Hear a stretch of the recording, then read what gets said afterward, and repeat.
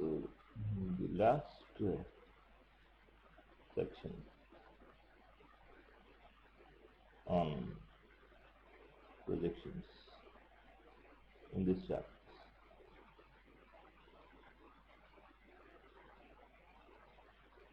Hilbert space section.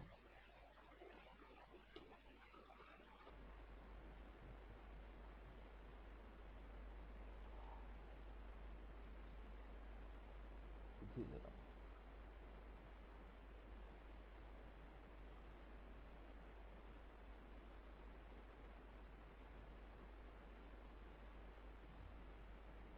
If P1, P2, P3 continuing up till Pn are the projections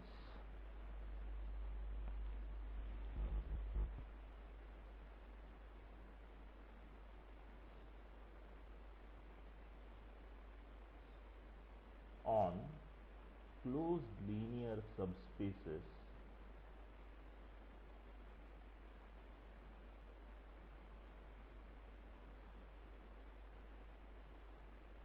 M1, M2, M3 and so on up till Mn of H, then P is equal to P1 plus P2 plus Pn is a projection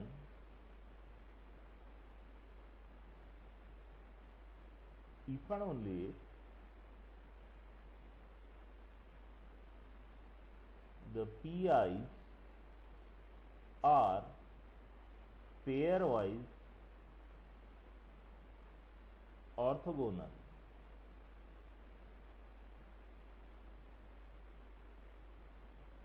In the sense that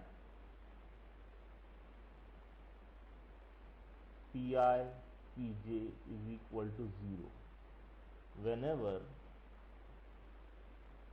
I not equal to j, and in this case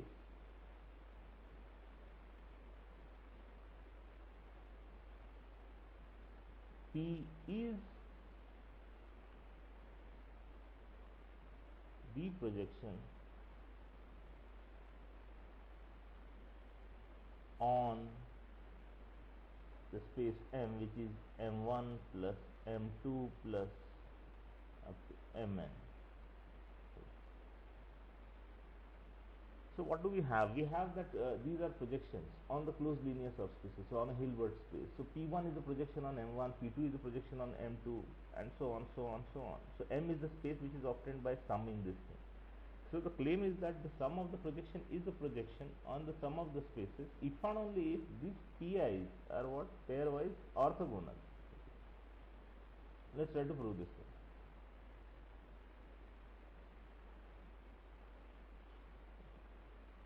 Each Pi is a projection on a Hilbert space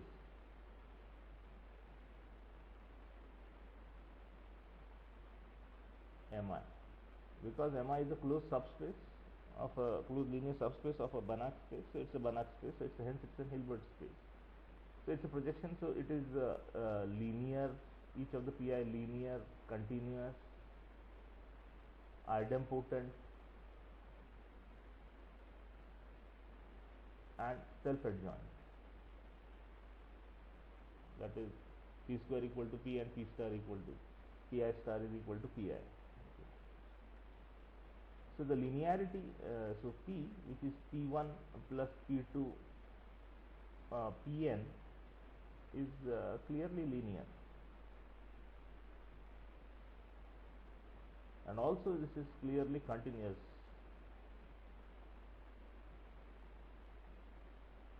Because each of the Pi sum of continuous function is continuous, so it's a continuous, and P of u plus v would be P1 of u plus v, P2 of u plus v, so it's linear and continuous. So idempotent and self-adjoint. So if you look at P star, so P star would be nothing but P1 plus P2 plus continue up till Pn whole star, that is P1 star plus P2 star plus so on so on up till Pn star, which is nothing but P1 plus P2 up till what, Pn, which is the same thing as P. So P star equal to P, that clearly implies that this is what kind of operator? This is a self-adjoint operator. Okay.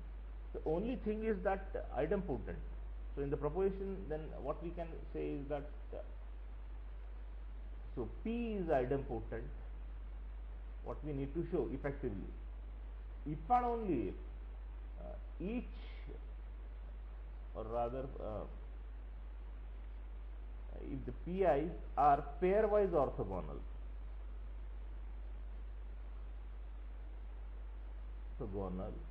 For I not equal to j. So that is what we want to show. So let's try to see things.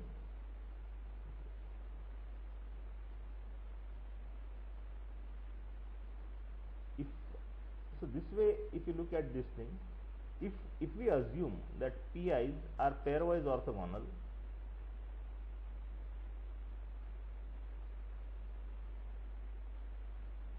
then what do we have is that Pi Pj by so this is what, this is 0 because it's a projection on that spaces on Mi and Mj, and Mi is contained in Mj perpendicular.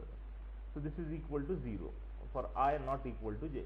So if we look at P square, that would be nothing but P1 plus up till Pn operated on P1 plus P2 composition Pn, and then what terms we would have? We would have P1 square, P1 P2, but so P1 square would survive, then P1 P2 up till P1 Pn. So this term composition, this would be 0 because of this thing. Similarly, P2 P1 would be 0, so the term surviving here P2 P1, this would also be 0, and then it would be plus P2 square, and so on, so on, so on. So what do we get from here is that the P square is nothing but the terms which is surviving is this one.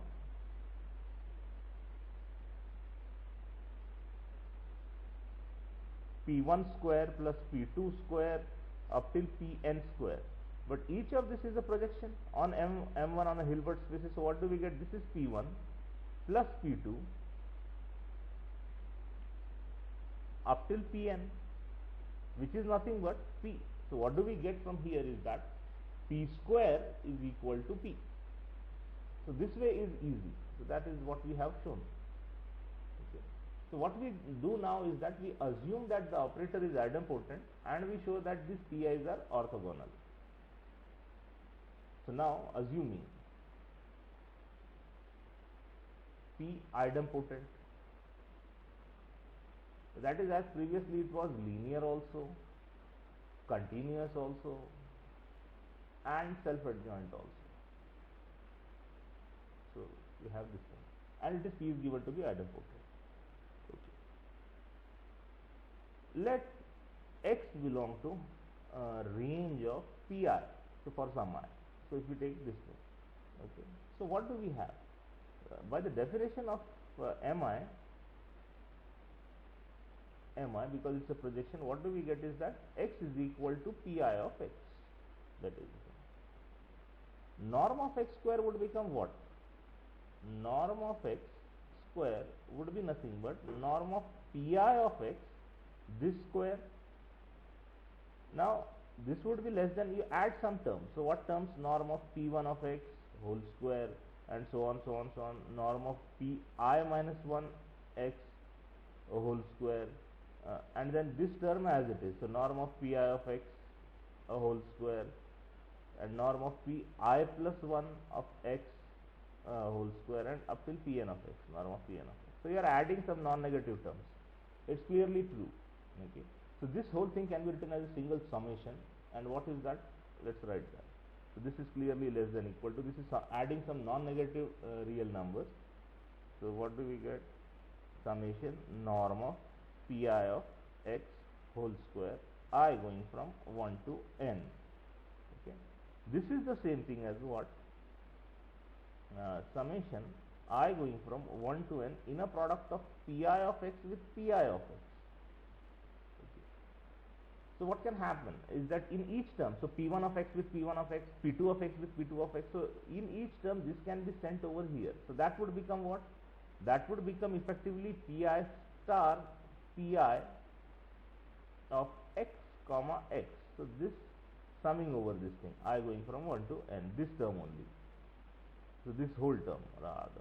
So what do we get? But what is Pi star? Pi star is what?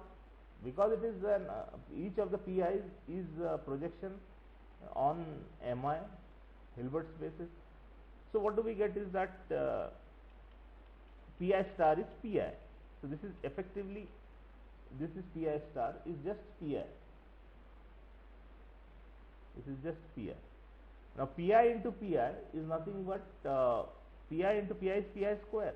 So this becomes what? Just a Pi square summation of this thing. So Pi square. Okay, this becomes this thing. Pi square x with x. Now Pi is a projection, so Pi square is equal to Pi for all I.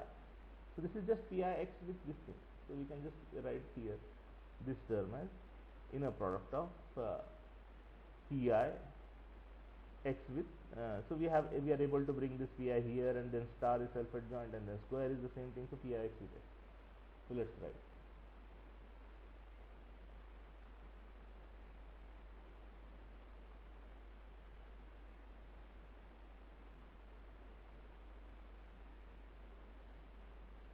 So this becomes what?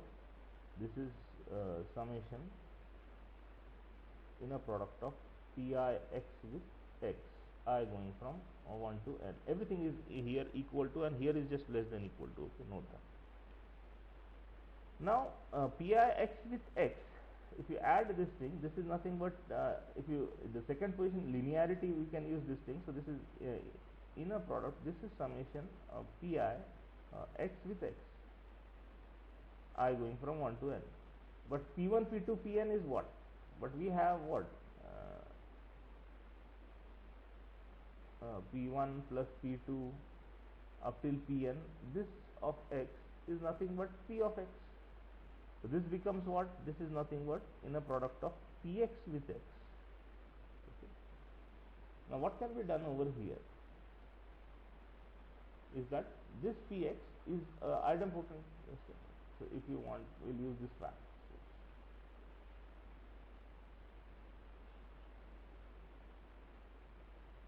So what do we have from here? So P is equal to P square. So that implies that inner product of P square x with x is nothing but inner product of Px with x. This is nothing but Px. There is two P's are here, so it would be P star of x, which would be this thing. But P star of x is what? Is P. This is Px with Px. So we are using this self-adjoint property also. So this is nothing but norm of Px whole square. So what do we get is that this term over here is nothing but this is the same thing as this one, norm of Px whole square. Okay. So this term, let's write that. So this is equal to norm of Px whole square. Okay.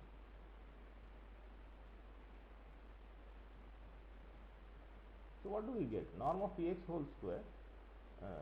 Norm of P, in the projection we have seen, P is a projection. Norm of P is what? Norm of P would be less than equal to what? Less than, wherever it is a projection on some space, it is norm of P is always less than equal to 1. So that clearly implies that norm of Px is less than equal to norm of x for all x in H. So squaring on both sides, so norm of Px whole square is less than equal to norm of x whole square for all x belonging to H. So substituting here, what do we get is that this is less than equal to norm of x square.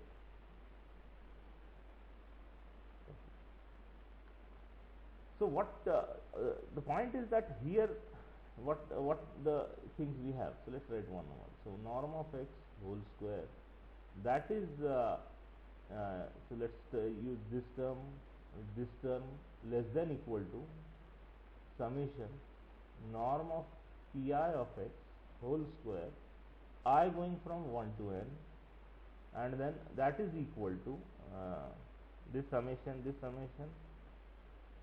norm of pi of x square. All of them are equality over here. This is in the last is norm of x whole square. So we are just this term is there, this is equality over here, this is equality over here, okay, and this is equality over here, this is equality over here, this is equality over here, and the last term is norm of x square. So what do we get? So this is there and this is so less than equal to and this thing, so it's exactly the same value. So this implies that summation norm of pi of x whole square I going from 1 to n is equal to norm of x whole square, where x was a typical object in mi. That clearly implies what? Norm of pi of x, observe that because it is a projection, pi projection on mi, that implies that pi of x is equal to x. So there is a term here which is norm of x square. So this implies that pj of x, norm of pj of x whole square, this is equal to 0 for all j not equal to I. Okay. So norm of x square is equal to norm of x square cancels. Or if you want more specifically, what could be written is that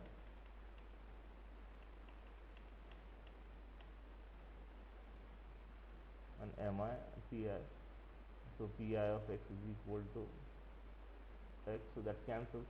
So p1 of x norm whole square plus norm of p2 of x whole square up till the term norm of pi minus 1 x whole square plus norm of pi plus 1 x whole square. So the ith term is missing, ith term gets cancelled, and up till pn of x norm whole square, this is 0. So sum of the terms is 0. So each, so norm, this is sum of the non-negative terms which is of the real, this is 0. So each of the term has to be 0. That clearly implies what?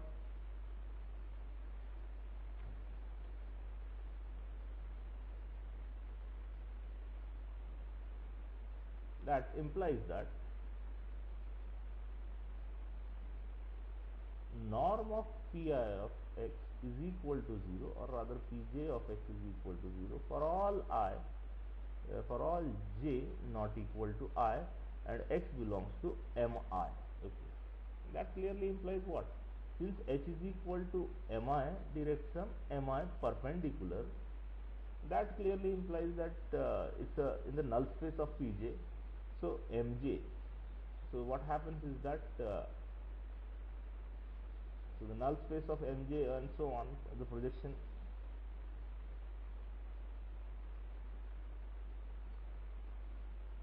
mj is contained in mi perpendicular, because pj of x, since pj of x is equal to 0. Okay. That what do we get is that this in the kernel space and so on.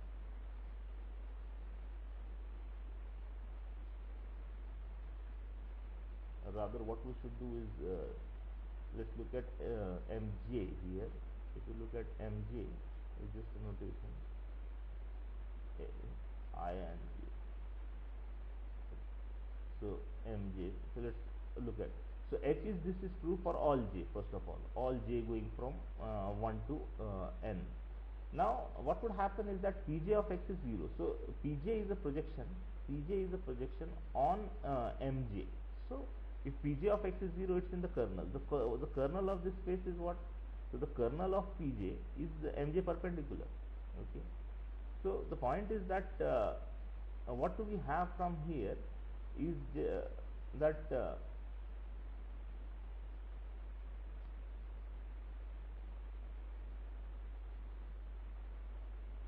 mi mj perpendicular. So the point is that since x belongs to mi and x is equal to pi of x, so what do we get is that mi is contained in mj perpendicular. So for I not equal to j, so mi is contained in mj perpendicular. So this x is in what space? It's in the kernel of, it's x is an object in mi, but x is also in the kernel of pj. X belongs to this thing. So the point is that mi is contained in the kernel, but the kernel space is mj perpendicular. So this is there. So in other words, what we have shown is that mi is perpendicular to mj for all I not equal to j.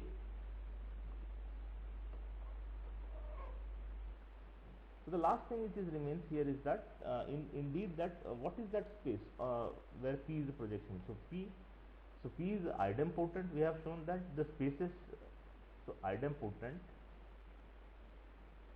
we have shown that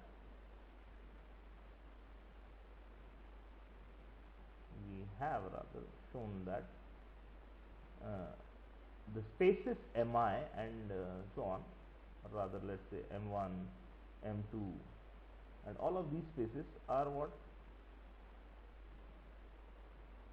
Are orthogonal.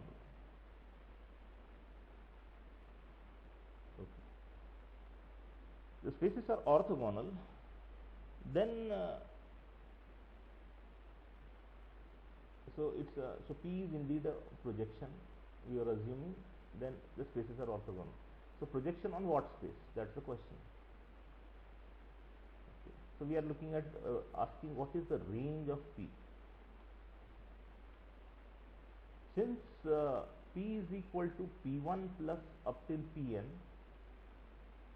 okay, if x is so what do we get is that P of x is equal to P1 of x plus up till Pn of x.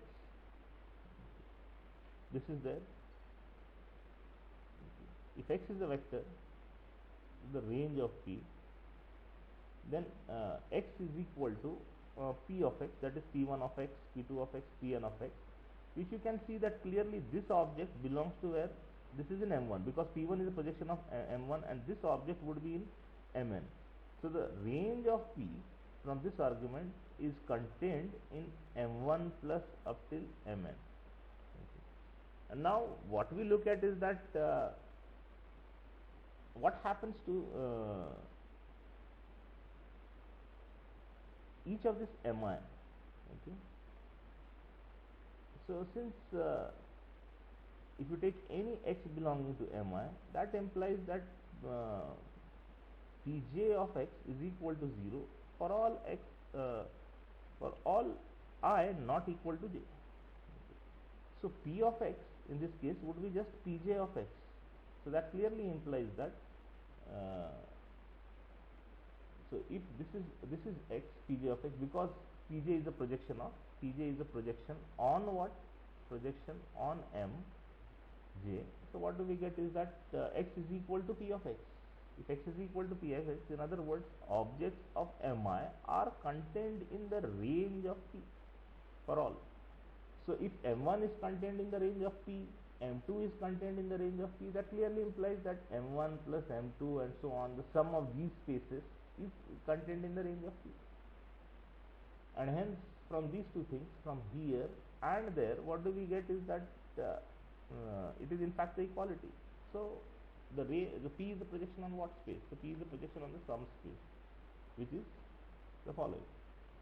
So P is projection on the space M1 plus M2 up till Mn.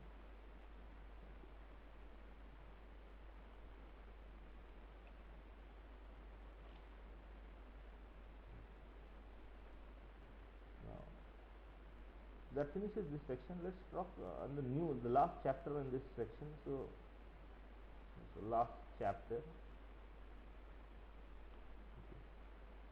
So what we talk about here is that finite dimensional. So the spectral theorem we are interested in.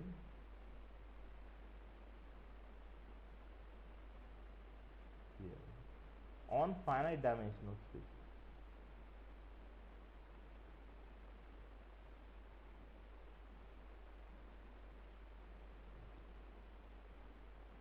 So few words on this thing. If P is a linear operator, if P is belonging to B of H, okay, and H is given to be a finite dimensional vector space, so dimension of H we'll come to later. This is, we are interested in this finiteness. So we'll look at if H is infinite, why it cannot happen and so on, why there are problems. But so we'll focus on this thing. So why this is theorem on this part.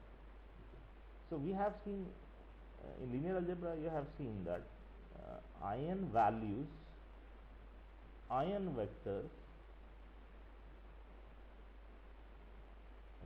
ion values, ion vectors, and the spectra. The word the spectra or the spectrum. So lambda belonging to C is said to be an ion value of P if there exists X which is non-zero in H such that what happens? Px is equal to lambda X. So such a thing is said to be ion value, and X is said to be the corresponding ion vector.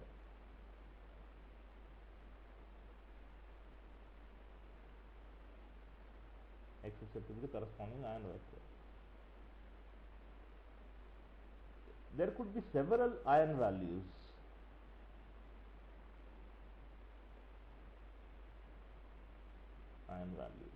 But to each ion value,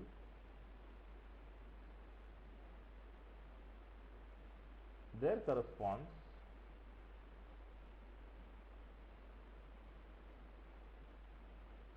exactly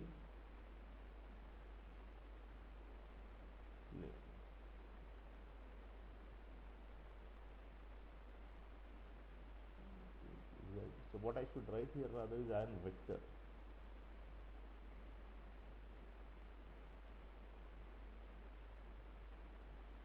Exactly one ion value. Note that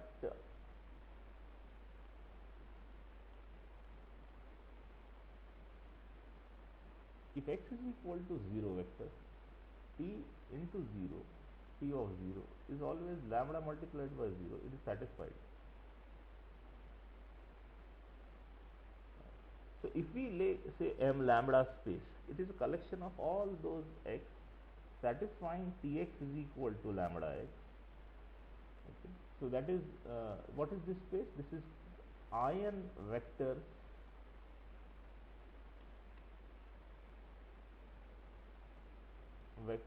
along with 0 vector. So clearly you can see that M lambda is a subspace, subspace of H. Why is it so? If you look at this equation is nothing but T minus lambda I acting on H. In other words, M lambda is nothing but the kernel of this map. Is the kernel of, let's write here.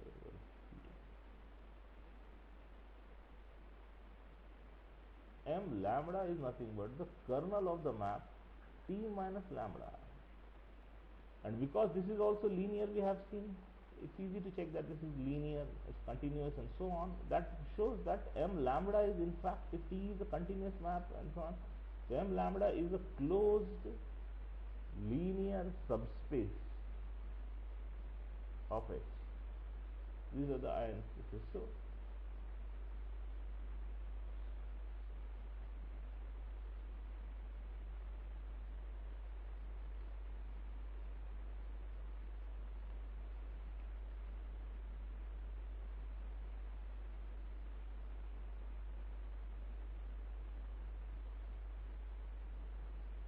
some hypothesis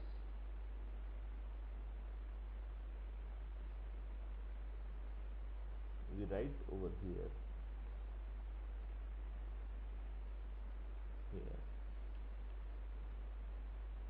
Whose validity we check later.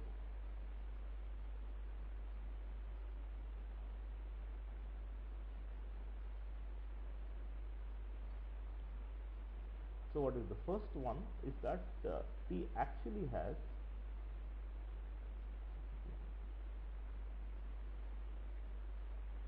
ion values. So existence is guaranteed, that is assumed in this case, and there are finitely many of them.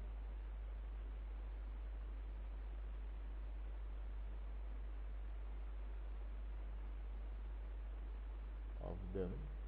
So let's call by the name, say lambda 1, lambda 2 up till lambda m,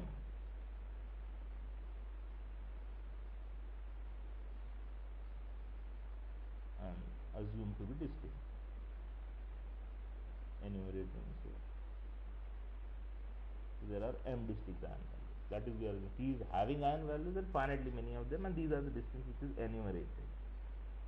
The corresponding ion spaces are MIs. The MIs are pairwise orthogonal. Are pairwise orthogonal.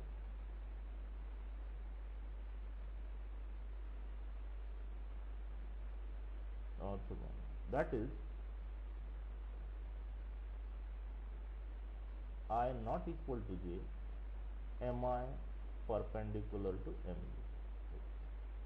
And the C part, or the third part, which is that mi's span H, that is the sum of these mi's is in fact the whole space. So this is hypothesis what we are saying, that if H is a Hilbert space, C is an operator, then it is having a distinct ion value, finitely many of them, we are enumerated. The corresponding the ion spaces, what we are saying is that distinct ion values, they are pairwise orthogonal. Not only that, the sum H. Okay. So we'll check this, we'll prove whether the statements exist or not. But assuming this thing, what we can see. So first assume B and C. That is, what is that MIs are pairwise orthogonal, and they span H. Orthogonal and span H. Okay. So you take any vector. So for every vector x belonging to H, then because of the span, and span, so let's say comma, they span the whole space. So what we can say is that, so span H, that is H is equal to m1 up till m subscript m. So x belonging to H, x could be written as what? Because it is spanned and so on, there exists x1, x2, x1. So x1 plus x2 plus continue up till xm. So each of this xi belongs to mi. So there exists this thing such that x is equal to. So for every, this could be written. And this is mi is perpendicular to mj. B and C are, we are assuming. Okay. So what from A, what do we have? We apply T. So T of x, T is a linear map. So T of x would be T of x1 plus T of x2 plus continue up till what? T of xm. Okay. But T of x1 is what?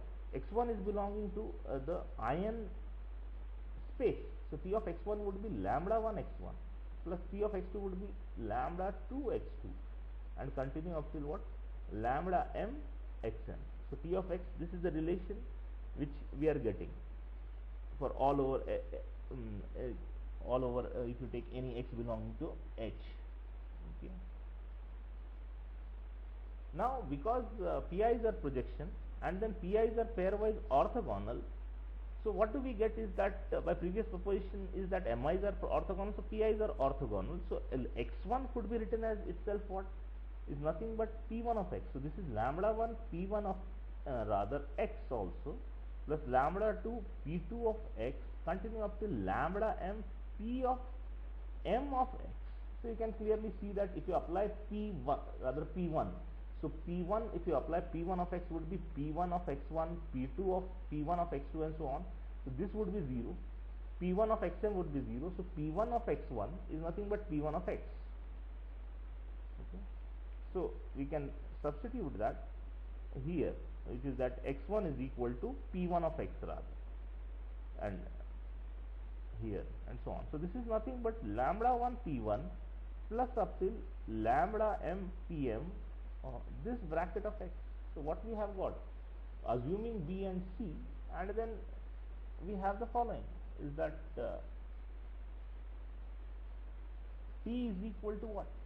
T is equal to lambda 1 P1 lambda m Pm. Okay. Similarly, what do we have for A? So what do we have for the rather I? So the same thing for the identity map. So because x was anything, x would be x1 plus up till xm. The x1 is nothing but p1 of x. The previous just like arguments, this is pm of x, this is x, this is I of x. So this clearly implies x was any in H. So I is equal to p1 up till. So the sum of all this projection is identity map, and if you take the spectra, which is nothing but the collection of all ion values lambda up to lambda m, so this is the spectrum of T.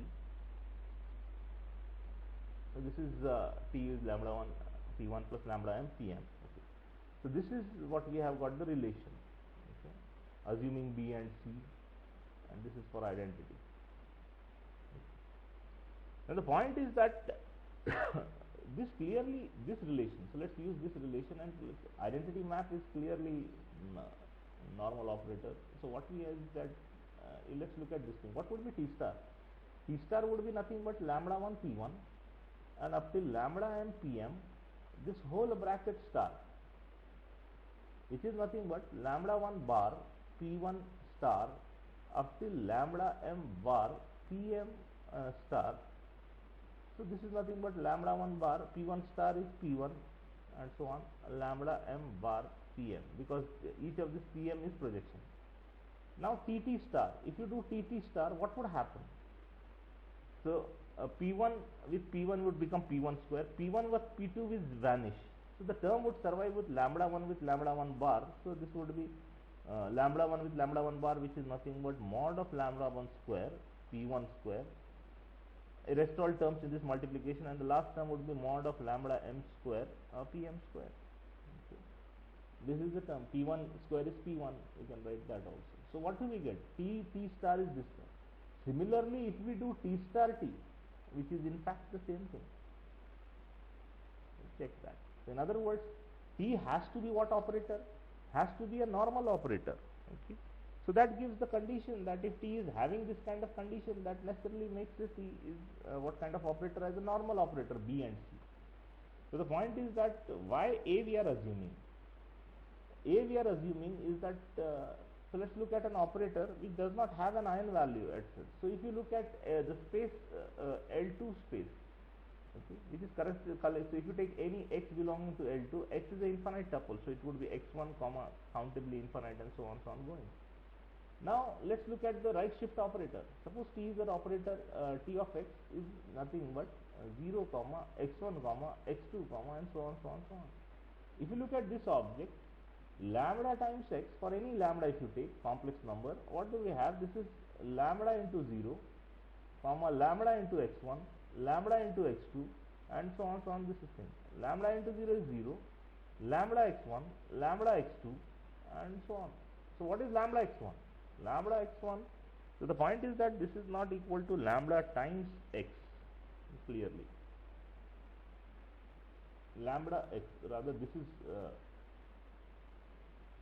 not equal to rather lambda x, this segment. Rather what is lambda x? Lambda x over here would be lambda x1, lambda x2 and so on, unless lambda is 0 or the first term is 0. So if in general, so this is this term, so the first term over here would become 0 comma lambda x1 and so on, lambda x1 rather, and then lambda x2 and so on. So the point is that Tx cannot be lambda x. So this is this term which is having 0 over here, and lambda x over here is this thing, lambda x1, lambda x2 and so on. This is also, lambda x is not equal to lambda multiplied by these terms. So the point is that such a ion, okay. So what is clearly that if you try to write this thing, lambda x1, lambda x2 and so on, so you can have clearly see that this is, if lambda is not 0 and x1 is non-zero, that clearly implies that the first term is non-zero. The first term over here is non-zero. So the point is that it is not satisfied. If it is not satisfied, that clearly implies what? That clearly implies that T doesn't have ion value.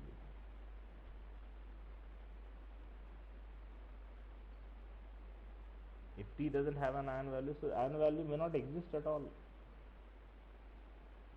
So what finite dimensional, so you have seen from the theory of matrices and determinants from linear algebra.